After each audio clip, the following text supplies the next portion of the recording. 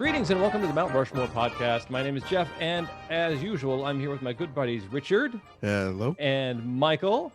Howdy. And these Jamokis love to debate and deliberate the most ubiquitous aspects of any given topic. And this week we've chosen the topic chess, as in chess players, as in chess players that you might see or know of in real life, and then ones that you might have seen in entertainment or television or movies or something like that. And they are not alone. The rook, they are simply pawns in the game of the rook who's come to knight himself by winning our game, most likely. And that is Scott Vinci, very funny comedian and personal friend of mine. How are you, Scott? Fantastic, Jeff. Glad to be here. Thanks for having me. Let's go bowling. Let's go bowling. I don't know what that meant, but I really want to win that car. There's no car. There's no prize. Okay, so Scott, I will confess to the world who, and all the world does listen to this podcast, that you were the one who suggested this topic. Why? You told me personally why. Why? Tell the world why you chose this topic. Well, two things. One, during the pandemic, there are two TV shows that there's actually three, but two that I really liked was The Queen's Gambit and Cobra Kai. And I figured if you didn't come out of this pandemic loving chess or karate, you've got something wrong. But I decided chess was something I was more near and dear to my heart. I started playing when I was a kid. I'm not a great chess player at all. It's just fun for me. But when I watched The Queen's Gambit, I downloaded the app to play chess.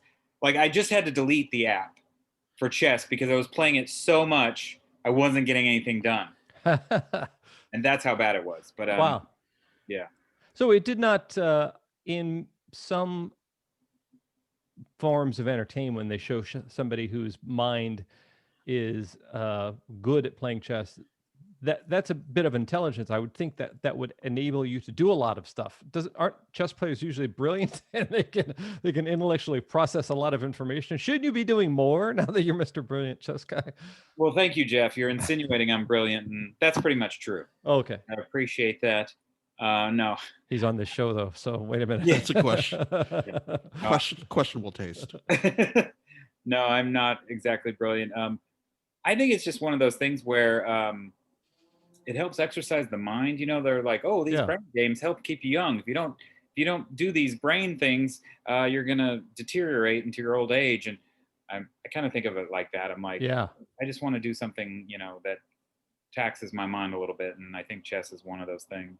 Right on. Okay, cool. For a while, I was really getting into like 1,000-piece jigsaw puzzles through like some app on my iPad. And then I figured out a way to game the system by just stacking all of them on top of each other. And then I would like clear a 1,000-piece puzzle in like 3 minutes. And I was like, oh yeah, I'm just a dumb person. Wait, stacking them. Like you can move the pieces over to the board, but if you put them on top of each other, they'll just start automatically linking up. Oh, wow. Just because. And then I realized I'm never playing chess. I'm cheating at puzzles. I'm cheating. I'm cheating at jigsaw puzzles. So I don't know what I would do, like in terms of like just card games or just playing chess or whatever. Yeah. So at some point I just gave it all up and I was like, just stop playing games altogether. You're just a bad person. Go back to Bubble Bobble. Yeah. Love that game. Well, those are dudes, the skills you need, the cunning and the wherewithal to play chess. Oh yeah. Smarts. I think we can discuss the aspects of that we've learned from chess while we discuss our choices. So our guests always go first. So what color is the chess piece that goes first? White always goes first. You are white in this case, Mr. Scott Vinci. So you will be the first person to make a move here in this Mount Rushmore of fictional chess players. Fictional and real. And real. Because one's fictional, actually, the other three are real. Nice. Okay. What's your first? Well, the first one is Bobby Fischer. Heard of him. Cool. Yeah, because even if he's the guy you've heard of, even if you haven't played chess, you know his name. Yeah. He's like the icon of chess, like before. Mm-hmm. And then the second one. Oh, we'll do one at a time. Oh, okay, sorry. So yeah, so tell us why. So you picked Bobby Fischer because it's kind of the Michael Jordan of chess, at least to contemporary audiences, and he even is mentioned in the name of a chess movie about a chess player who's not Bobby Fischer in Searching for Bobby Fischer. So he's like so ubiquitously matched with the game. Do you know anything about the actual Bobby Fischer? Because I can't say that I do. I know a little bit. He well, he died in 2008, and he had he made up this game called Fischer Random Chess, which they say is like a chess variant of like where they put all the pieces randomized on a Oh wow. on a board, and I think they have to like play it out after that. But he was I think he was kind of a little I wouldn't say recluse, but like Almost like the J.D. Salinger of chess. This somebody whose life in the spotlight after becoming famous for chess did not please them or did not suit them. So yeah, I think that was a big part. I think he was tormented inside. mm-hmm. Yeah, I think that's very attractive, whether it's real or fictional, very attractive character arc for people is that person who accomplishes something that many people wish they could, but then we see how it does not deliver a happily ever after for that person. They find themselves tormented a bit by the spotlight that they're thrust into. It makes you wonder, like, if they were kind of normal, would they have been who they were? Because if they were kind of normal, they wouldn't have the aberration that led them to be the winner of their thing in their field. Do you know what I'm saying? Yeah. I think of somebody like oh my God, Mike Tyson. Were he not a person who has a talent for violence, would he have fared much better? He would have just been a champion pigeon raiser. Yeah, that's right. And that's it. He would have taught elocution, perhaps. Yeah, were he the skill that gives them success in the domain of their profession is one that does not give them success outside of that domain. I also wonder, hey, why didn't you play the game in your brain a few moves ahead and realize you weren't ready for this? Chess people I think chess players are so notorious for thinking a few steps ahead. You're always living in many moves down the board. Why didn't you know that this wasn't going to suit you once you succeeded at it? So. Yeah, he also had the hottest of hot takes, which was 9/11. That was good. Oh wow, that's a hot take right there. Yeah, that's a spicy hot take. Yeah, that's the spiciest of the hot takes. Oh, I did not know that his politics or his comments. Yeah, he had. I mean, he was definitely anti-Semitic, even though his mother was Jewish. He was made lots of anti-Semitic comments throughout his life. Wow. Said that 9/11 was a good thing.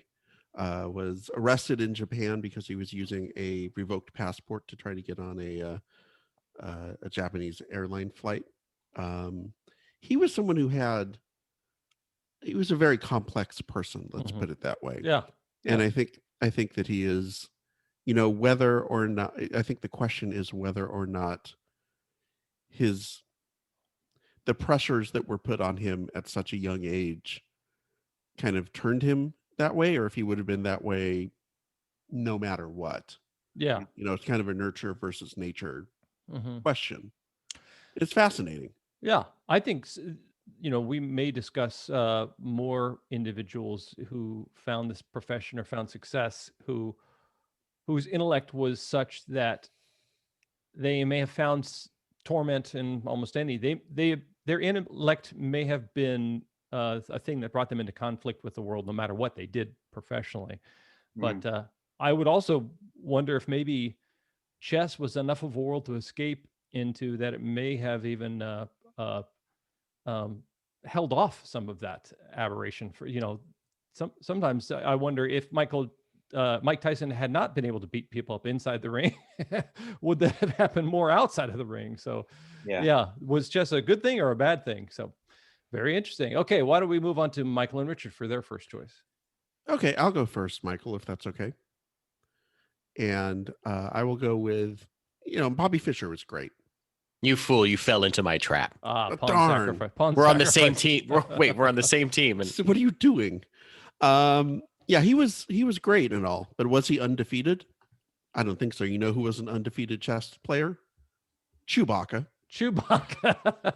Oh my god. Jarek and chess are two different things, aren't they? They are basically the same thing. Okay, sure. It's space chess, Jeff. Okay. You know this. And he's undefeated because you have to let the Wookiee win, Okay. because otherwise he will rip your arms off. yeah, Bobby Fischer isn't going to pull your arms out of your sockets when he loses. Exactly. I love this choice because I would love to see Chewbacca competing at the park on a Sunday with the little old men with the pigeons flying around at speed chess with all the other putzers. I love the idea. I mean, I love the idea that it's not like Chewbacca's an idiot. Yeah. That's been established in Star Wars canon. Just because he's big and hairy doesn't mean that he's an idiot. But He can fly a Millennium Falcon, so yeah, I can't do that. no. So there you go.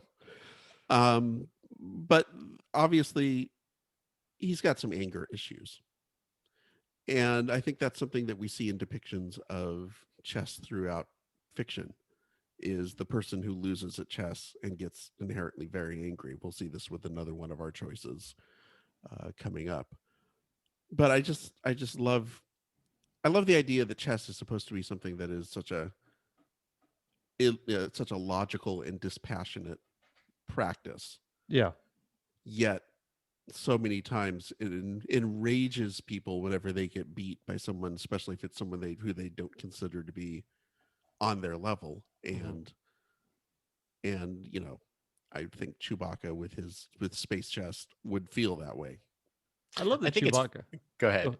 I love that Chewbacca's like, oh great, a robot. I'll play this guy. And then C-3PO is so condescending to his good pal R2-D2. He's just like, oh, let the Wookiee win. He's just, it's fine. What does winning or losing mean to us who have no life? Yeah. We have no feelings. We are subservient to man and to Wookiee. Just it's fine. Don't worry about it. You're okay. If you look at that scene where they're playing chess in the Millennium Falcon, it looks like the example of the first augmented reality chessboard, where the pieces are like there in front of you moving, but they're not really there.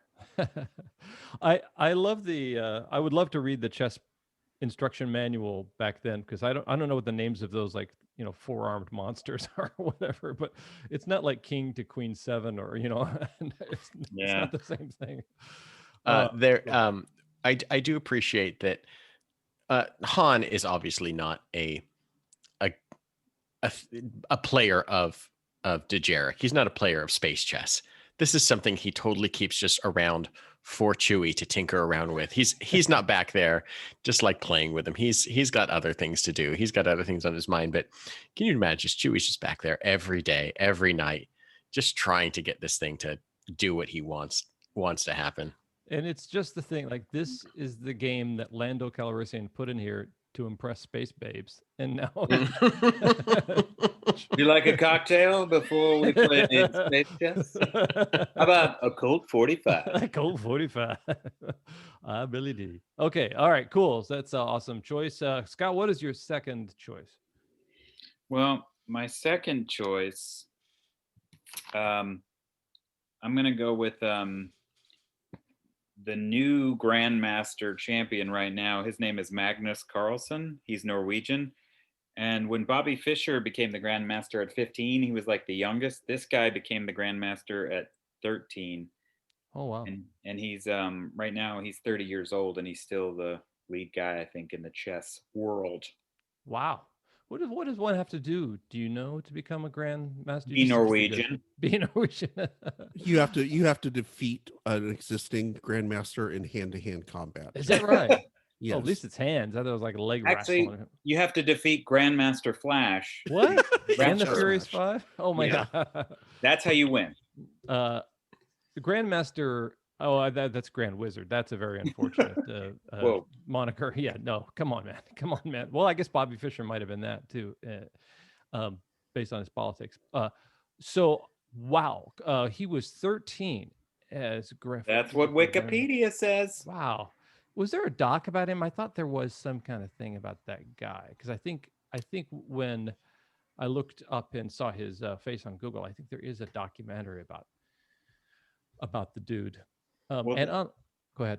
There's a rating system, and it says at his peak, his classical rating was 2,882, the highest in history.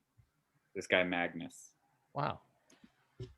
Yeah, he also, and I'm reading our good friend Wikipedia here. He was also a model in an ad campaign with Liv Tyler that was shot by Anton Corbijn. Wow.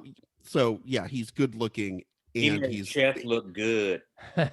He's good looking, and he's the smartest man in the world. So, way to make me feel great about myself. And he makes Liv Tyler. So exactly. Can you imagine if you let your woman left you? You'd be like, "What is he? Some grandmaster? Some big nerd? Yeah, nerd. Well, yeah. Oh, so he's some ugly nerd? No, he's hot. Ah, shit. Oh man. And his name's Magnus. Magnus sounds like the name of like one of those chest condom. Yes, or one of the world's strongest chess players. Yeah, he can lift a 500-ton chessboard. Yeah. Yes. Michael and Richard, what's your second choice? Okay, our second choice, and I'll stay within the realm of chess prodigies, and that is Mr. Woodrow Boyd, aka Woody Boyd, from the TV series Cheers. And Woody kind of stumbled into a game back in one of his earlier episodes, or in one of the seasons that he joined the series in '87, in an episode called Spellbound, where Frasier was just kind of doing his usual Frasier sorts of things, where he was kind of showing off to the other people in the bar and playing chess against Norm and beating him soundly. And Woody's just kind of watching, and he kind of mentions that Norm was about to be beaten. He says, well, he can just move that piece there, and he'll be fine, or he'll win. And Frasier is like, oh, Woody, I can't believe I didn't see this.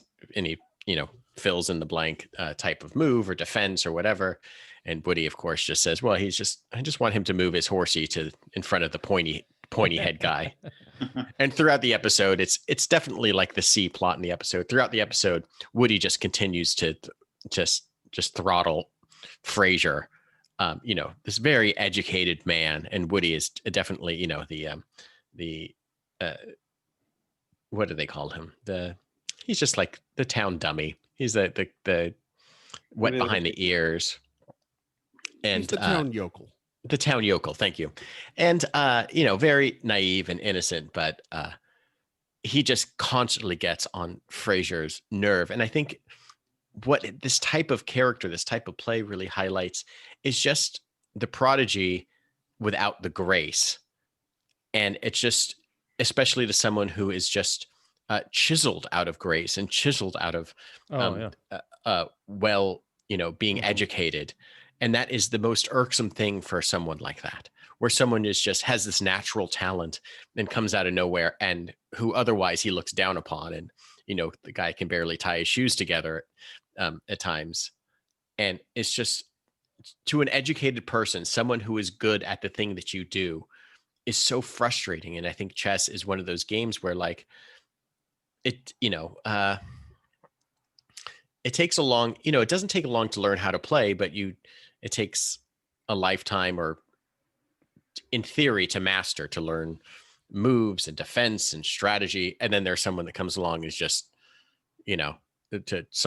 to kind of cross metaphors, is just like hitting home runs. And you're just like, this is I hate this. And of course, by the end of the episode, Woody is making battleship noises, blowing up his characters, and Frasier is turning the board over and storming out of the bar, as he's wont to do. It is such a great foil for Frasier, this element of Woody's, untapped element of Woody's personality. And I think, like you hit it, so Frasier has grace, and he's well heeled, and he's well educated, and he's not afraid that everybody should know that all the time. And so, whereas Woody could care less whether he has the intellectual capacity to excel at chess, it's just nothing to him. Whereas it's the most important thing to Fraser. Did you know that Woody Harrelson auditioned for a character that was named Woody before he walked in there? I had always thought that they retconned the character's name to be Woody after Woody Harrelson was cast. That's funny. Well, it's such a common name, Jeff. Yeah, no, of course. It's in Boston. It's such a common name. That is, by the way, one of my favorite shows of all time. That's funny that you guys talk about that. I love that show.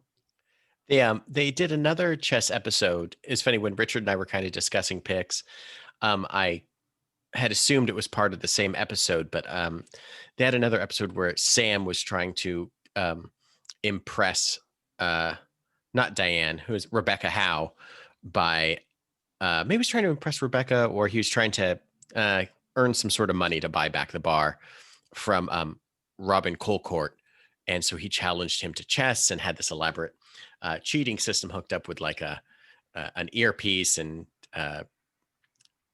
having his basically all the chess moves fed to him from, I assume it was Fraser or Norm or somebody in the office, and he keeps losing, or Robin keeps losing to him, even though he knows he's cheating. And then I think it's because Sam makes like just a random move, and he does the random move that doesn't make sense. And that is the thing that kind of unsettles him. You know, he's playing a very classic game, and then Sam just does something boneheaded and stupid, and that is ultimately brilliant. And I think that is all just another example of, in this show, how they're so good at using like the kind of dumber characters to be foils for the smarter characters. And they're always, you know, kind of hoist on their own petard. Yeah.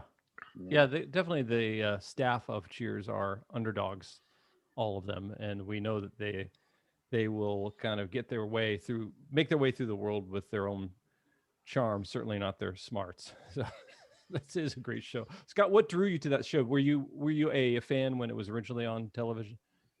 You know, I think my dad used to watch it when I was a kid, and then I started watching it.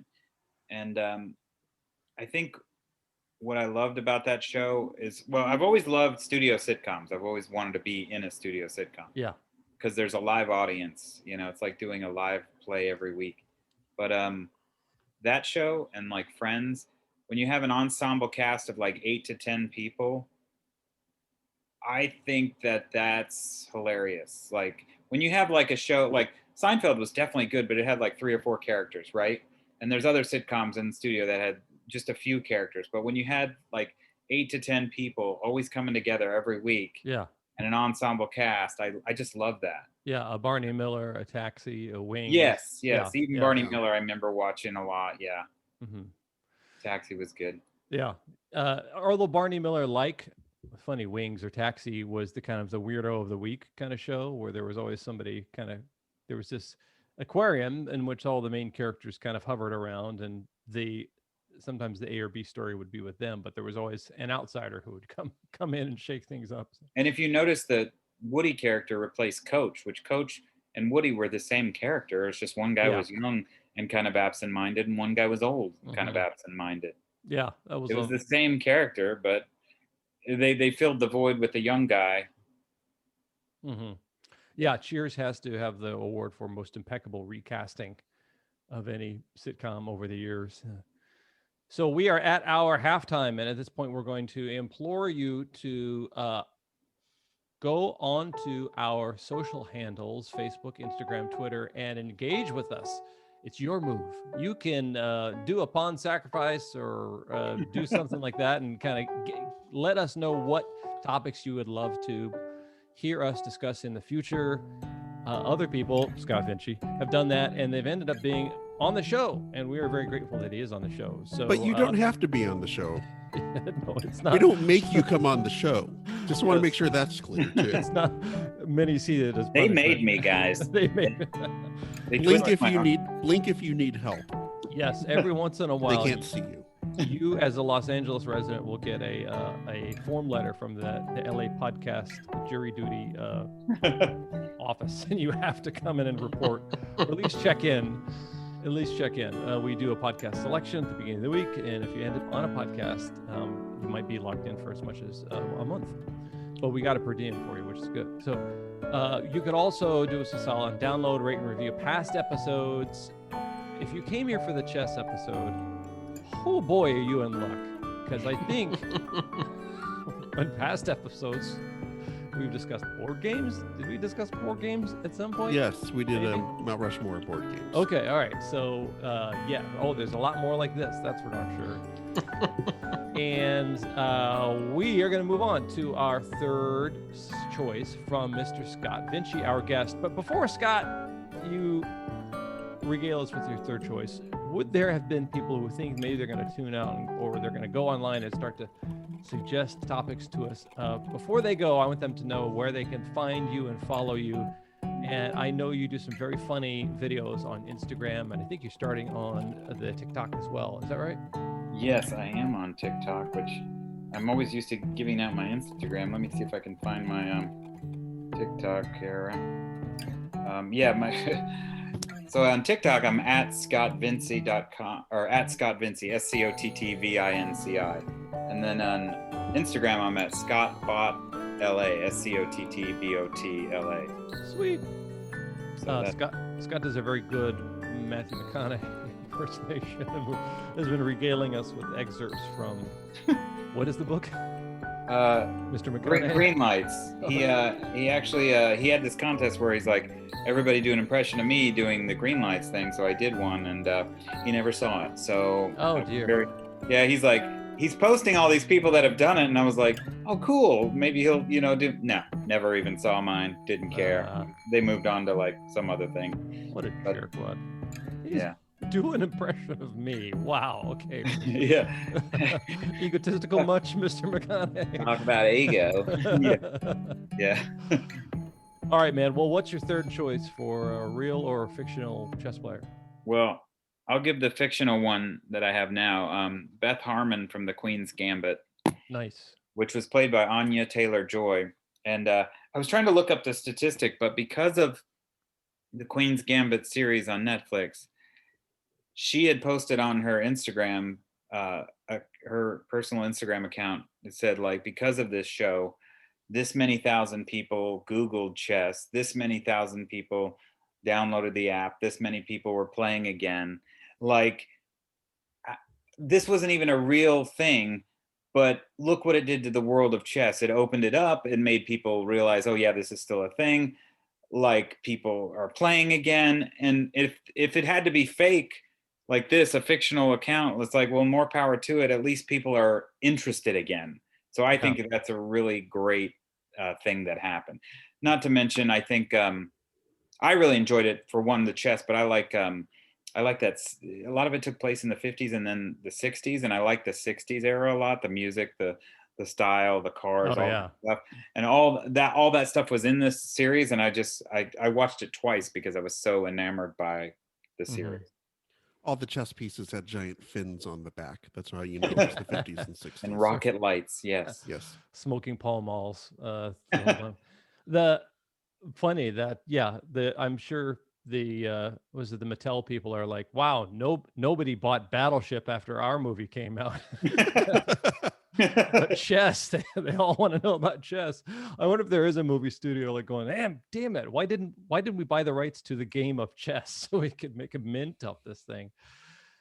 It is a crapshoot, isn't it? Because I remember and this is a little different, obviously. I remember when they redid that movie Speed Racer, and I was excited because I was like, they should really redo Speed Racer. I bet that would be good. Then they came out with the movie, and it was kind of not that good. It was kind of terrible. It was kind of weird. Oh, get out of town. This is not on the right. You're not on the right corner. I adore Speed Racer. It was the most amazing movie I've ever seen in a movie theater in my life. I've bought like 3 versions of it. I have it on Blu-ray. I had it on DVD. I adore this movie. Congratulations, Scott. You found the Speed Racer fan. I'm the one. The big Emil Hirst fan. Sure, thanks. Yeah, but I know I know what you mean. You know, you think just because you think that you have an interesting IP, or you think you have an idea for how it can work and it doesn't hit, and it must be so disappointing because, Speed Racer, as much as I love it, was kind of like a flop. People didn't Yeah. they didn't want to see chimpanzees and Dan from Roseanne doing karate on people, or they're just like insane people. I mean, what do you want? Yeah. If you were to say, like, the animated series was so colorful, and the Dutch angles and the cars and all that stuff was so cool, it almost makes sense. I always think something like the Batman TV series and then the 89 Batman film, and how different they were. They were both bright and colorful, but an audience of one might not have been an audience of the other because they were so different. I think people liked them both. They're both hits, but yeah, Speed Racer the feature was definitely colorful and very graphic and cartoonish in its way. But yeah, it did not. It just didn't hit in any way. Yeah. Guys, before we move on, can I pitch you on my my movie version of The Game of Life? Oh yeah, definitely. Because think about it, it's got everything. Yeah, it literally has everything that happens in life, yeah, including the stock market, uh-huh. which is big right now. You've topical. got very topical. You've got a convertible. You've got college if you want to go to that, or maybe not. It's like Boyhood, but like much deeper. Yeah. So who do you see for the lead in the film? Oh, me, definitely. Oh, I definitely meant Freddie. Yeah, you want to sell tickets. Yeah, exactly. Put some butts in seats, boys. Well, that's for better for worse. Anybody who's encouraging people to participate in the centuries-old game that requires an attention span and focus that is not asked for in most entertainment. You have to think entirely differently in chess than you do as a consumer of most entertainment. So that's a pretty great thing. I'm glad I had a chess guy once tell me, he goes, if chess were ezy, it'd be checkers. Nice. Deep. That could be in Green Lights, Matthew McConaughey. What were you going to say, Richard? I was just going to say, I'm glad you brought up technology, because my son, who is 8, has been playing chess on his Kindle off and on for the last couple of years. And it's just so different than I was growing up. And I tried to play chess, and I had to basically play against my family who were disinterested in it, and, whatever. Well, the chess app, I had to delete it, but they show the flag of the people you're playing. It's like, oh, you're playing a guy from the Netherlands, you're playing a guy from Bolivia, you're playing a guy from Spain, all these different places. I was playing everybody around the world. I was like, this is so cool. You could always find a game, and I get what you're saying. When I was little, I had to wait till my dad got off work, and if he could play, we'd play. Yeah, and with my kid, they've got training games that they have set up to kind of learn more about the game. And he kind of went through that before he got to start playing actual games and AI with different levels. It's so much different, learning how to play now than it was certainly when we were growing up. I played a friend long distance in a computer game, and I could not win. And he only later revealed that when he would plug my moves into another computer on the side, and whatever that computer did in response, he would do to me. So it was like playing a computer. That's cheating. That's what that's called. That's called cheating. Moving on to Richard and Michael and their third choice. Gee, Jeff, did you just talk about a computer playing chess? Why, yes, I did. Why, how fortuitous, since our next choice is Deep Blue. Oh, wow. The computer playing chess machine, or the chess playing computer machine, developed by IBM, that thoroughly eventually flummoxed former world champion Garry Kasparov, to the point where Kasparov threw a snit fit about it and claimed that IBM had been cheating to try and get their stock prices up by doing some sort of nefarious things behind the scenes and using human grandmasters to kind of suggest moves for Deep Blue. Jeff, before Richard goes into it, you don't need to psychoanalyze us at the end. Okay. Three of our four choices have involved people who are bad winners and bad losers. So all three of them have people that feature stories of people throwing up their arms and claiming the other side is cheating. So yeah, you're telegraphing. I think that just highlights us a little bit. Your insolence is obvious.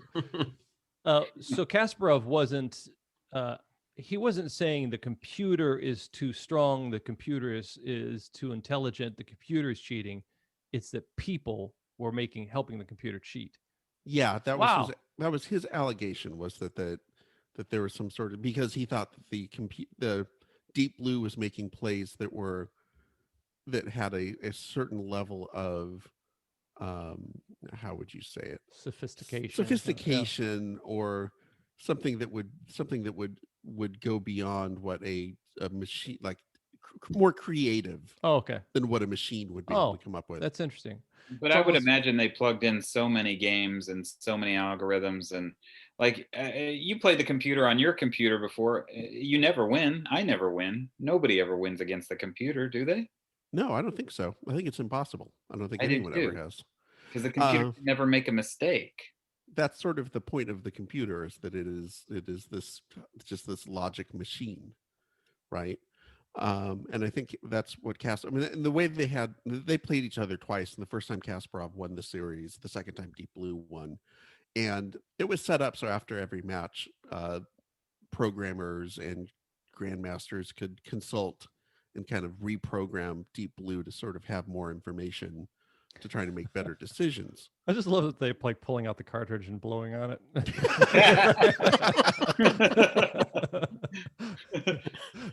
Hold on a second. Deep Blue, hold on. Okay, all right. No, I think it should work now. Wait a second. They plug in the game genie. Yeah. The game genie. Well, it does seem like a person can play in a certain style, but a computer, I guess Kasparov was kind of imagining that a computer had its own logic or lack of logic. It uses brute force calculation to go through every possible outcome and determine the best move based on the reduced level of chances for success that its opponent will have. Whereas Kasparov is always going to play like a human. He's always going to have a certain weaknesses and vulnerabilities and tendencies to move certain pieces in a certain way or whatever. And it doesn't seem like he would have the ability to analyze that. That shows what I don't know about chess, honestly, the grace and the magic and all the mythology behind Now, it. there's one theory here. Nate Silver from 538 has suggested that there was a bug in Deep Blue software that in the second game, on the 44th move, it made a completely random move, kind of the Sam Malone method of play. Oh, That Nate Silver suggests basically threw Kasparov off to the point that he got anxious and didn't understand what the machine was doing, and that affected him the rest of for the following game. Which I find fascinating, this idea that just as a human, you're expecting the machine to be a machine, and when it does something that's completely out of the blue, that turns out to be a bug, possibly, Or out of the Deep Blue. ooh. as you will, that when something like that happens, it essentially just completely, the human brain can't process that. It just sort of short circuits for a while. Big fan of the movie Blade Runner. I don't know if any of you have chosen. Big fan of the movie Short Circuit. Short Circuit. No disassemble number 5. Okay, sorry. He said it. Richard. Yeah, when JF Sebastian is going up the elevator in the Tyrell Corporation to see Tyrell, and Roy Batty is with him. Roy Batty's telling him some chess moves to put into the communicator to tell his boss. And at that point, I think Tyrell knows something's amiss, that somebody with superior intelligence is in the same elevator with JF Sebastian, and who knows, that might be a thing that was created by Tyrell. So that's one of my favorite chess things. So, okay. Mr. Scott Vinci, it's your final choice. Let us know what it is. This is Endgame right here. This is a real guy. His name's Matt Thomas. Oh, Matt right now Thomas. he is the chess boxing champion. Chess boxing. I don't know if you guys know what chess boxing is, but it goes 6 rounds of chess and 5 rounds of boxing. Each round lasts 3 minutes, and you win by checkmate or knockout. So they start out, I believe, with a boxing round. Then they bring the chess table into the middle of the ring, and they take off their gloves and they play chess for like 3 minutes. Then they go back to a boxing. Then they go back to chess, and they've been. I want to say 2000. I forget when they. I saw a documentary on YouTube. The guy who invented it, he was. I think he was Dutch, and he went into a bar in Germany or something. He met another guy who was into boxing, and then all of a sudden, I forgot how they thought about it, but they did the first match, and from there on, it's become a thing. And now it says there's like 1,000 fights worldwide yearly, chess boxing. Wow. Because they want to find out like who's the best man intellectually and physically. Yeah. And they figured this was the best way to do it. That is profoundly interesting to me, because I can imagine if you were behind in one, you knew you had to make it up in the other. Like if you're getting your brains throttled out in the boxing component of it, like how much intellectual capacity do you have within the chess domain of it? But Jeff, we are so close. Jeff, you and I are real close to seeing a version of this with Hugh Jackman and Real Steel. The Real Steel chess. We're gonna go on another mandate. We're there, just robots beating each other, then trying to play chess. Deep Blue versus R2D2 in chess boxing, robo chess boxing. We're closing in, brother. Real Steel's the over the top version. Yeah. I love the idea that you're playing chess, but something could happen during the chess match that will rattle your brain to the point that you're no longer able to play chess correctly. Yeah. Right. You could hit, yeah. Yeah. Like you could be cruising along in your chess match, and then you have a 3-minute round, and maybe you don't get knocked out, but you get knocked senseless. Mm-hmm. But then you got to sit back down and try and through this haze of a concussion, brain injury, you have to try and figure out, remember what your next set of moves are. It seems like you could just be really good at one and win. Yeah. Right?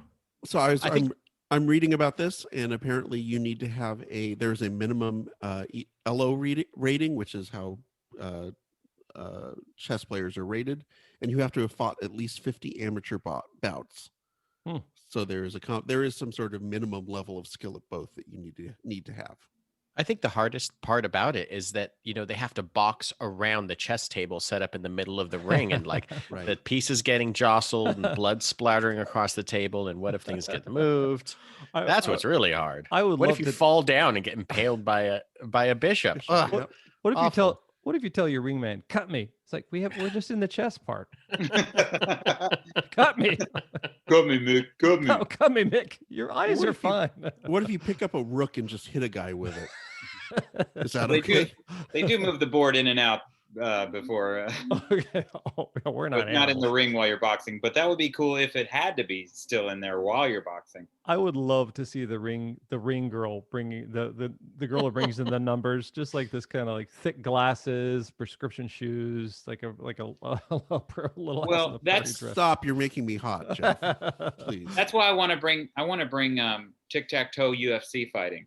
Nice. So, I think I could do that. It's a little, Well, in the beginning, you did say I was going to choose Cobra Kai, karate, or chess. So it almost seems like you did choose them both in a way in that answer. So yeah.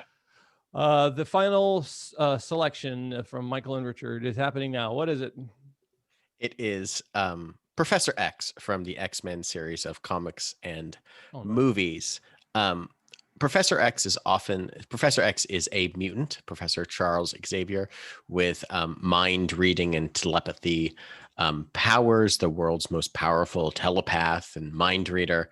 And he often spends his leisure time playing chess against his fellow students at Xavier's Institute for Higher Learning, or whatever it's called nowadays. And in the movies, he is often portrayed as playing chess against his best friend and best nemesis, Eric Lenscher, aka Magneto. And I appreciate the way that chess is used in the movies to display these two people that have the same common goal, which is kind of advancing mutant rights, but from different points of view. I think often Magneto is portrayed as the kind of Malcolm X type character who wants mutant superiority through kind of violent means and by whatever it means necessary. And Professor X is trying to advance the mutant cause by more non-violent and more integrated terms, although he has this, his squad of superheroes that he sends out to defeat bad guys and whatnot. But that chess can be used as like this metaphor, these two people that are just playing a game within this kind of mutant world, I find is interesting. And the second point I think about Professor X is that he is this telepath. He can play this game and read somebody's mind and win instantly. But it's about these ethics, these kind of self-imposed ethics that he has put upon himself, that he at some point he understands, I have these powers that can basically get whatever I want, understand a person's motives, but I will not use them for things that aren't, chivalrous isn't quite the right word, but aren't ethical. And he is this kind of, at least from what I've read in the comics, I know that I'm currently like going through back issues. I'm like in 1994 right now. I've read from 1975 to 94. Wow. And I'm trying to catch up in the last 25 years. But, as it is right now, he's still pretty much a good guy. And, that's with a lot of caveat. Maybe things have changed. By the way, but Magneto plays with plastic pieces. Yeah. I guess that makes him a good guy too, because he's not moving things around and throwing things through people's Oh, tell faces. that to the oceans and the sea turtles. Come on.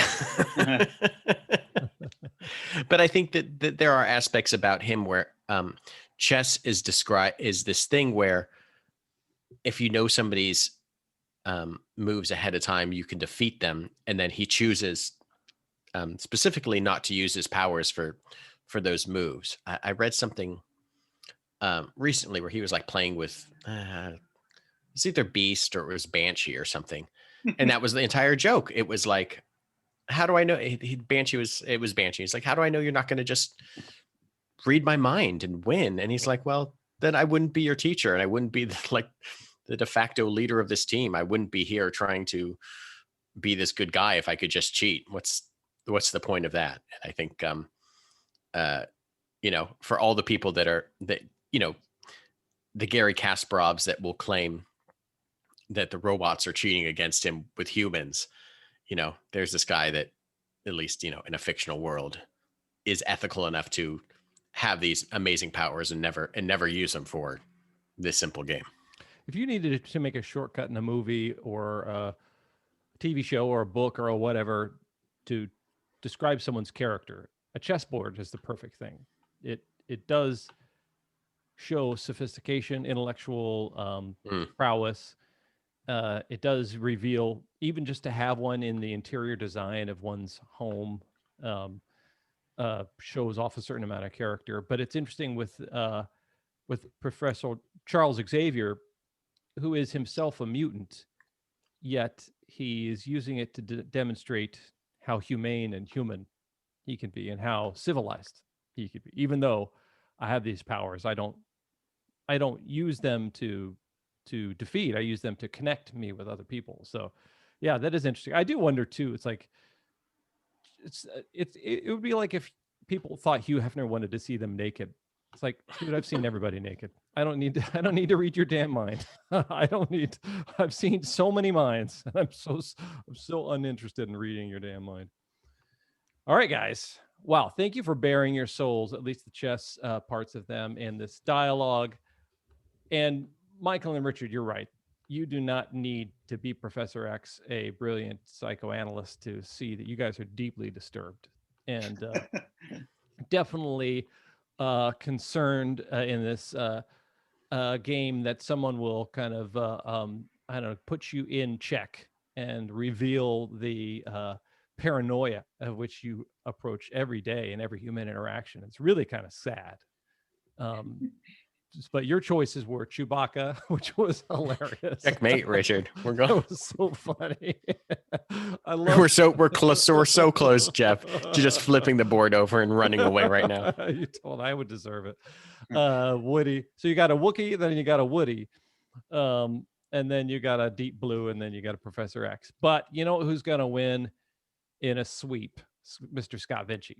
Mr. Scott Vinci. Wow. All 4 choices are going up on the Mount Rushmore. I didn't see it coming, but thank you. You didn't predict this. You got to think about your opponent. That was my poker face was turned into a chess face in this case. Bobby Fischer, because I mean, he's like the Poster boy. the poster boy. He's like the Orville Redenbacher of chess. Magnus Carlsen, who's like the new up and comer here. And he's a model. And he's a model. Oh my God. Can you believe that? It would be amazing if he was just great at it. Like they probably expect him to just stand there, but he's just like, boom. Like, what if he's striking? He's like amazing. Or what if he can only, what if they ask him to walk the runway and he's like, I need it to be diagonal. I can only go two steps. I can go forward. 2 up, one to the side. Yeah. I should have gone with that first. Beth Harmon, the character from Queen's Gambit, and Matt Thomas, a current champion of chess boxing. So thank you, Scott Vinci. Remind our audience where people can find you on social media. On Instagram at ScottBot, ScottBotLA, SCOTTBOTLA, and Scott Vinci, SCOTTVINCI on TikTok. That's wonderful. We'll seek him out because he's a very funny dude. And I'm just happy on this episode about chess. We got to talk about Real Steel and Speed Racer. Yeah. So I feel just really just gonna go into the week just feeling fucking super. He's That's another along. episode. All the 1960s cartoons. What are the top 4? The top 4. Hey, we will do anything for a good topic around here. So thank you, Scott. You might have to return to be a guest on that. It is your curse. It is your curse. This has been the Mount Rushmore of real and fictitious chess players. I, as always, am Jeff. I'm Richard. I'm Michael. I'm Scott. Woo, yay. Yeah. No one's ever done that. Nobody's ever done that. Well, I've got a little bit of showbiz cred. So. 253 episodes and no one's ever.